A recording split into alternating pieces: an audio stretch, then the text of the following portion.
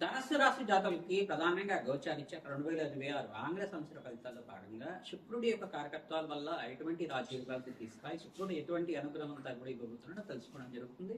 ప్రధానంగా ధనుసు రాశి జాతకులకి ఇక్కడ శని భగవానుడి యొక్క దశమ దృష్టి రాశి మీద ఉంది. ఇది ఒకటే దోషకారిగా చెప్పడం జరుగుతుంది. రాహు యొక్క సంచారం అంతా కూడా కుంభరాశిలో సంచారం చేయడం అనేది దోషకారిగా చెప్పడం జరుగుతుంది. ప్రధానంగా ఏప్రిల్ 15వ తారీఖు తర్వాత నుంచి మీకంతా కూడా రాజయోగ ప్రాప్తి రావడానికి ఆస్కారం ఉంటుంది. మీకంతా కూడా ఇక్కడ సూర్య భగవానుడు ఉచ్చస్థానంలో సంచారం చేయడం మరియు బుధాదిత్య యోగంలో మార్పు చెందడం అత్యంత రాజయోగ కారణంగా చెప్పడం జరుగుతుంది. ప్రధానంగా మీనరాశిలో శుక్ర భగవానుడు సంచారం చేయడం మిత్ర గ్రహాల యొక్క సంయోగం జరుగుతుంది. ప్రధానంగా తద్వారా మీకంతా కూడా ఆర్థికంగా ఆకస్మికంగా ధనయోగం ధన ప్రాప్తి రావడానికి ఆస్కారం ఉంటుంది. ఇక్కడ ప్రధానంగా చూసుకుంటే సప్తమ స్థానంలో బృహస్పతి సంచారం మరియు జూన్ 1వ తారీఖు తర్వాత ధనయోగ కారకుడిగా అష్టమ స్థానంలో ఆకస్మికంగా ధనయోగ ప్రాప్తి ఇచ్చే విధంగా రాష్ట్రాధిపతి అయిన బృహస్పతి అంతా కూడా రాజయోగ కారణంగా మారడం జరుగుతుంది. మీకు సంఘంలో గౌరవం పెరుగుతుంది. అష్టేష్ ప్రాప్తి కలగడానికి ఆస్కారం ఉంటుంది. విదేశీయాన కోసం ప్రయత్నం చేసే వాళ్ళకి విదేశీయాన యోగం సిద్ధించడానికి ఆస్కారం. కాంపిటేటివ్ ఎగ్జామ్స్ లో అంతా కూడా మంచి మార్కులతోటి కాంపిటేటివ్ ఎగ్జామ్స్ లో మంచి ర్యాంక్స్ రావడానికి ఆస్కారం.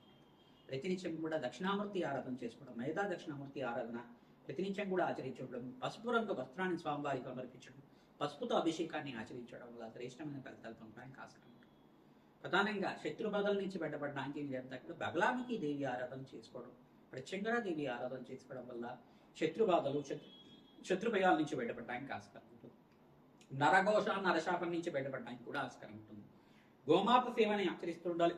గోమాతకి తరచుగా పచ్చిగా తెలపండి గ్రాసాన్నంతా కూడా నివేదన చేయడం, ప్రధానంగా అంతా కూడా గోమాతకి ప్రీతికరంగా బొబ్బర్లు శనగలు ఉలవలు అంతా కూడా నానబెట్టి తరచుగా నివేదన చేయడం వల్ల గోచారిత్యన్న గ్రహస్థితి అంతా కూడా మెరుగుపడుతుంది. మీరు పట్టిందల్లా బంగారం అవడానికి ఆస్కారం ఉంటుంది. రాష్ట్రాధిపతి ఉచ్చస్థానంలో మార్పు, సూర్య భగవానుడు మిత్రగ్రహం అంతా కూడా బుధాదిత్యంలో ఉచ్చస్థానంలో మార్పు. ఇక్కడ మిత్రగ్రహాలని కూడా చూసుకుంటే శనీశ్వరుడు శుక్రుడు యొక్క కలియిక అంతా కూడా మీనరాశిలో సంచారం అంతా కూడా అత్యంత శుభమైన ఫలితాలు ఇవ్వడానికి ఆస్కారం ఉంటుంది.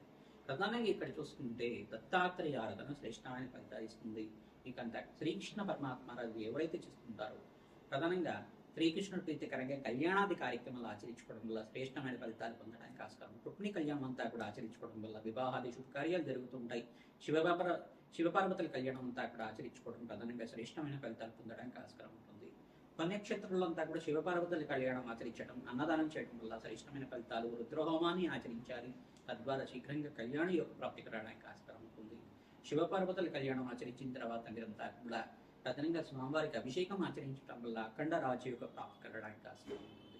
ప్రధానంగా కులదేవత ఆరాధన తరచుగా చేసుకుంటూ ఉండాలి. మీరంతా కూడా ఎవరైతే కులదేవత ఆరాధన మర్చిపోకుండా చేసుకుంటూ ఉంటారో అఖండ పుణ్యయోగము, వంశాభివృద్ధి కలుగుతుంది, సంఘంలో గౌరవం పెరుగుతుంది, కోరిన కోరికలంతా కూడా శీఘ్రంగా నెరవేరడానికి ఆస్కారం ఉంటుంది. ప్రధానంగా మీకు జాతకరీత్యా దోషాలకంతా కూడా పరిష్కారం చేసుకుంటుంటారు. తద్వారా పుణ్యయోగ ప్రాప్తి కలుగుతుంది. శుక్రుడికి శుక్రగ్రహానికి ప్రీతికరంగా మీరంతా కూడా బొబ్బర్లు దానం చేసుకోవడం, శనీశ్వరుడికి రాహుకి కేతువుకి అంతా కూడా సూర్య భగవానుడికి అంతా కూడా జపాలు హోమాలు ఆచరించుకోవడం వల్ల జాతకరీత్యా గోచారీత్యా దోషాలంతా కూడా పోతుంది. మీకు అంతా కూడా నవగ్రహానికి అభిషేకాది కార్యక్రమాలు ఆచరించుకోవడం వల్ల శ్రేష్టమైన ఫలితాలు పొందుతారు. రావి చెట్టు వేప చెట్టు ఉన్న ప్రాంతం దగ్గర మీరంతా కూడా చూసుకుంటే ఆవునైతో దీపారం చేసి అక్కడ ఖడ్గమాల స్తోత్రాన్ని పఠనం చేసుకోవడం వల్ల అఖండ పుణ్యయోగ ప్రాప్తి కలుగుతుంది, రాజయోగ ప్రాప్తి కలుగుతుంది.